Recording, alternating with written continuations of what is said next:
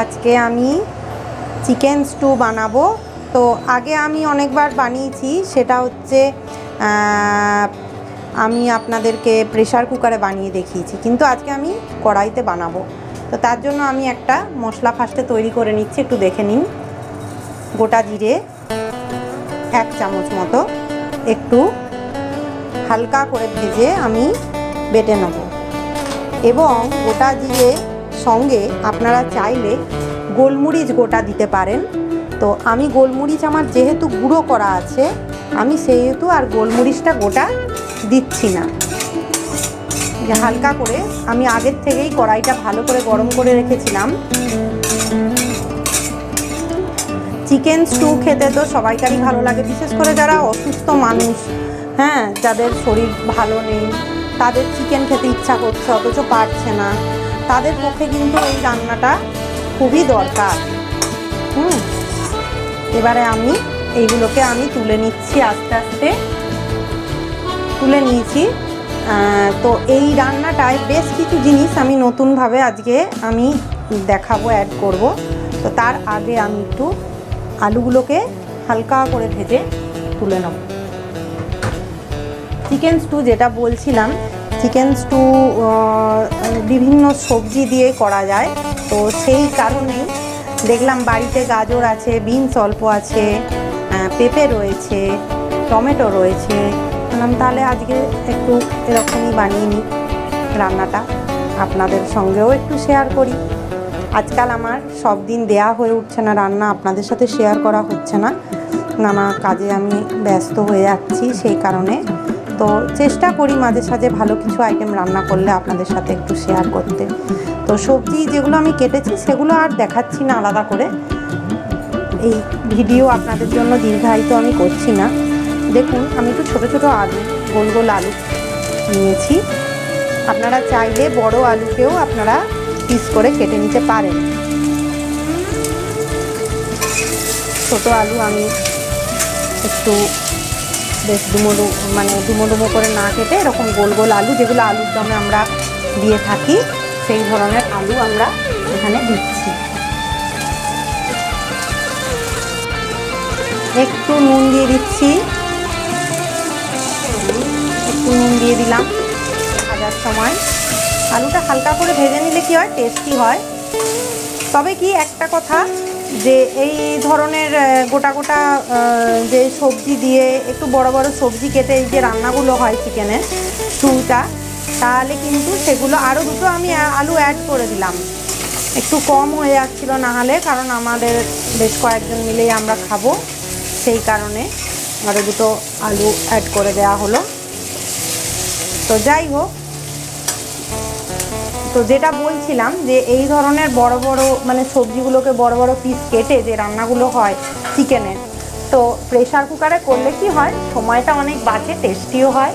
আর এটাতেও টেস্টি হয়, কিন্তু সময়টা একটু বেশি লাগে, একটু নয় বেশিক্ষণই লাগে, কারণ এই সবজিগুলো তো গলতে হবে, সেই কারণে।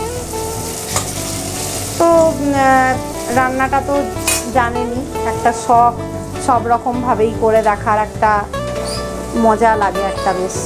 তো সেই কারণেই আমি রান্নাটা এইভাবেই করছি আজকে।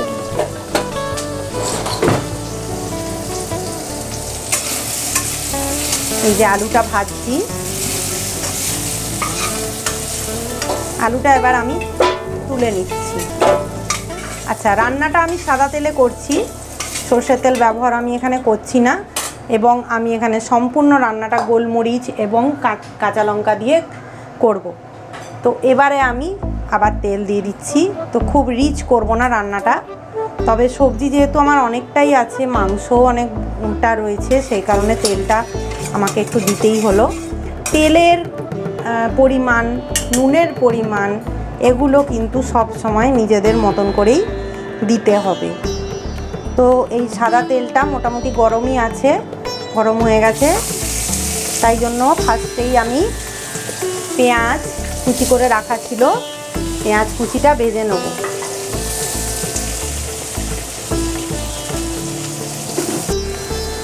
পেঁয়াজ কুচিটা একটু হাই ফ্লেমে ভাজবো, নাহলে পেঁয়াজের জলটা বেরিয়ে যাবে। এবং এর মধ্যে আমরা একটু কাঁচা লঙ্কা খাই, মানে ভাতের সাথেও আমরা নিয়ে খাই। আমার ছেলে তো খুব ভালোবাসে কাঁচা লঙ্কা। অনেকে বাচ্চারা ঝাল খেতে পারে না, কিন্তু ও 2-3টে দিন না কাঁচা লঙ্কা রান্নার সাথে খেয়ে নেবে। এই যে কাঁচা লঙ্কা কয়েকটা দিয়ে দিলাম, আর একটু রসুন, 10-12 কোয়া রসুন, আরও 3টে মতো কাঁচা লঙ্কা আমি একটু পেস্ট করে নিয়েছি, দেখতে পাচ্ছেন পেস্ট, এটাও আমি দিয়ে দিচ্ছি এবারে।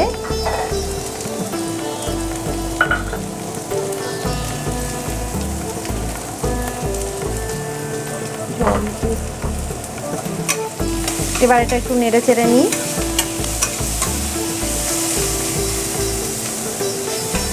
পেঁয়াজটা প্রথমে একটু হালকা করে ভেজে নিলাম, তার কারণ হচ্ছে প্রথমেই যদি রসুন দিয়ে দেন না, তাহলে কিন্তু মানে ধরে যায় বড্ড। সেই কারণে আমি প্রথমেই পেঁয়াজটা দিয়ে দিলাম। এরপর আমি চিকেনটা দিয়ে দেবো। চিকেনের পিসগুলো কেটে এনেছি, চিকেনটা আমি দিয়ে দেবো। দিয়ে একটু ভালো করে নাড়াচাড়া করতে হবে।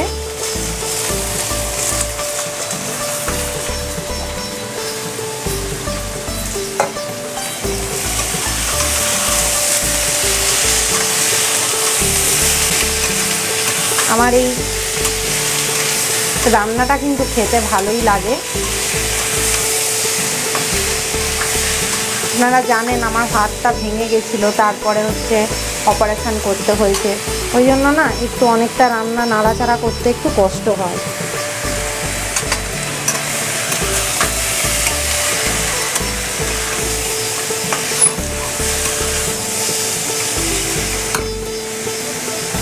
খুব বেশি যে মাংস কষিয়ে কষিয়ে রান্না করা, সেটা একদমই করব না। তার কারণ হচ্ছে এটা হচ্ছে হেলদি খাবার।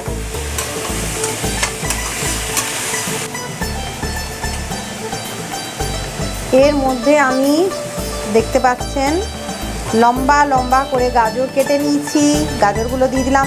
যাই হোক, গল্প করতে করতে একটু নুন দিয়ে দিলাম, তোমরা দেখতেই পেলে। নাড়াচাড়া করছি।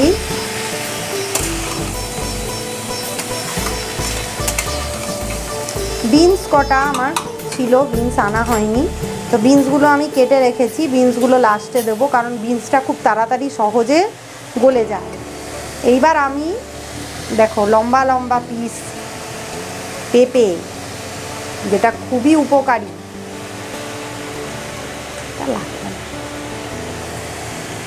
দেবো।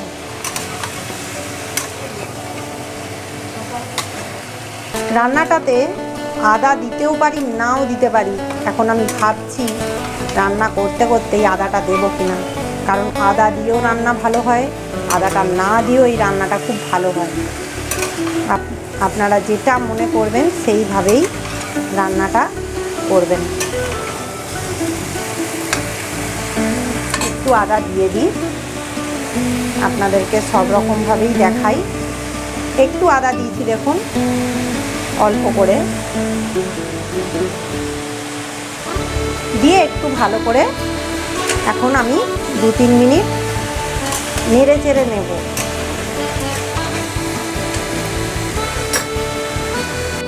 এই রান্নার জন্য একটু চাল, 1 মুঠো চাল আমি কিন্তু জলে ভিজিয়ে রেখেছিলাম 1 ঘন্টা ধরে।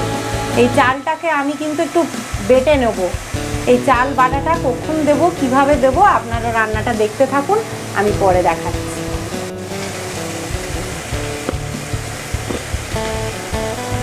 একটু হলুদ দিয়ে দিচ্ছি।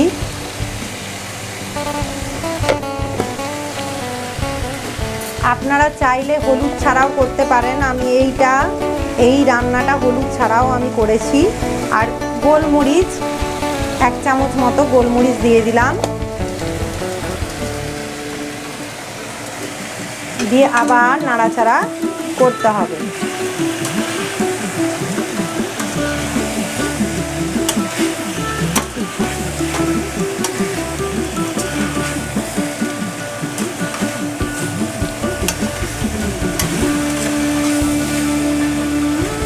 একটু নাড়াচাড়া করে নিলাম।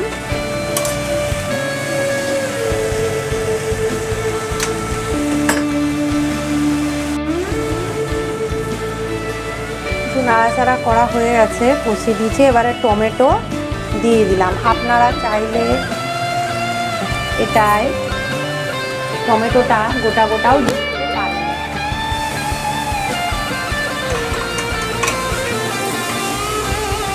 অনেক সময় টমেটো হাফ হাফ কেটে কেউ দেয়, কেউ গোটা গোটা দিয়ে দেয়। এই স্টুটার মধ্যে কেউ গোটা পেঁয়াজ দিয়ে দেয়, গোটা রসুন দিয়ে দেয়, আবার অনেকে আমার মতন করেও রান্না করেন। আমি সব রকমই দেখিয়ে দিচ্ছি। আগে তো আমার অনেক রান্না ইউটিউব চ্যানেলে, ফেসবুকে দেয়া আছে, সেগুলোও দেখবেন। এইবার আমি আর বেশি কষবো না, আমি একটু একটু করে জল দিয়ে দেবো। আশা করি আপনারা সবাই এই ধরনের রান্না বাড়িতে করেন। রুটির সাথে খেতে কিন্তু দারুণ লাগে, ভাতের সাথেও ভাল লাগে।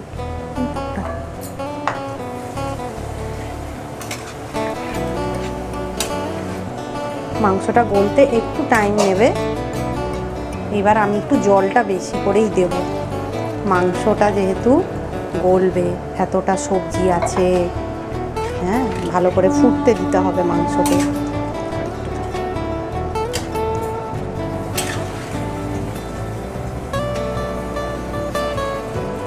এটা প্রেসার কুকারে করলে এতক্ষণে চাপানো হয়ে যেত, হ্যাঁ, তাড়াতাড়ি রান্নাও হয়ে যেত। বিনসটা আমি আরেকটু পরে দেবো, কারণ বিনসটা সঙ্গে সঙ্গে গলে যায় আর একটু খেতেও ভালো লাগবে বিনসটা, তাই জাস্ট ওপরে দিয়ে দেবো একটু পরে। প্রথমে হাই করা আছে, ফুটলে আমি কমাবো গ্যাসটা। এখন হাই করা আছে এবং আমি চাপা দিয়ে দিচ্ছি, ঠিক আছে? একটু পরে আপনাদের সঙ্গে আমি আবার ফিরে আসছি, 5 মিনিট হোক, তারপর হাই করে সিম করব। একবার একটু ফুটিয়ে নিয়ে আমি আবার আপনাদের কাছে এই রান্না শেয়ার করছি। একটু পরেই আমি আবার ফিরে এসেছি, তোমাদেরকে বলেছিলাম। দেখো এখানে ফুটছে। এইবার আমি বিনসগুলো দিয়ে দেবো। এবার আমি একটু লো ফ্লেম করে দিচ্ছি, ফুটুক, নাহলে গলতে চাইবে না। আবার চাপা দিয়ে দিলাম।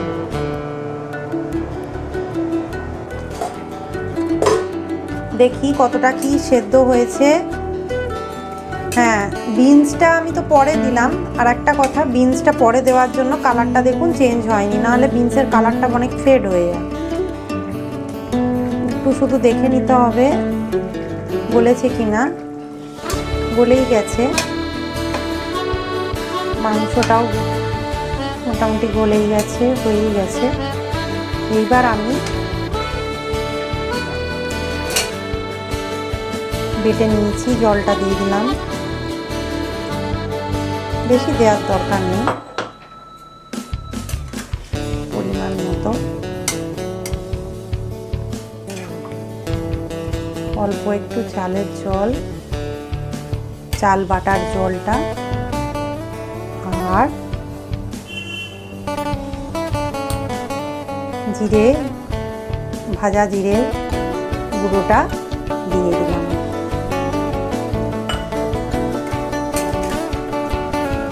রান্না রেডি, তৈরি হয়ে গেছে চিকেন স্টু উইথ ভেজিটেবলস। সুন্দর, একবারে একটা খুব সুন্দর গন্ধ বেরোচ্ছে কিন্তু রান্না। চিকেন সেদ্ধ হয়ে গেছে।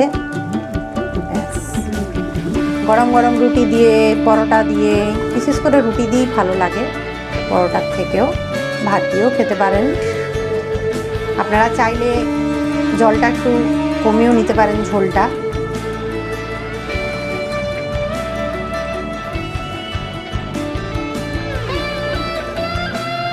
এই দেখুন তৈরি হয়ে গেছে চিকেনের এই সুন্দর রেসিপি। আমি সবাইকে অনুরোধ করব, অবশ্যই আপনারা বাড়িতে এই ধরনের রান্নাটা করে একবার দেখুন। এই রান্না খুব হেলদি রান্না, সবাই অবশ্যই এই রান্নাটি বানাবেন এবং আমাকে কিন্তু জানাতে ভুলবেন না। নমস্কার।